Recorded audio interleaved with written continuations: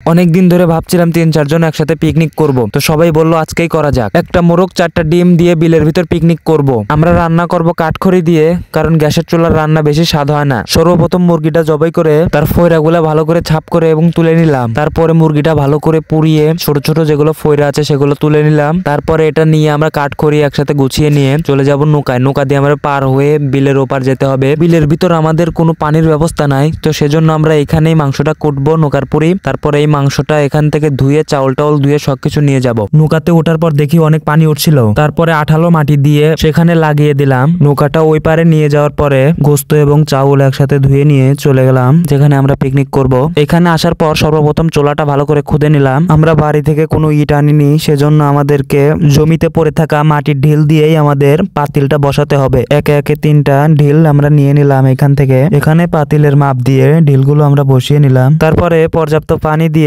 চুলায় পাতিলটা বসিয়ে দিয়ে আগুন ধরিয়ে দিলাম। আমরা বসে যেখানে ভাত খাবো তার জন্য শুকনো লাড়া এইখান থেকে নিয়ে ওইখানে পারার পর ওইখানে বসে তারপরে আমরা ভাত খাবো। দেখতে দেখতে আমাদের ভাতের ফ্যানটা কিন্তু উঠে গেছে।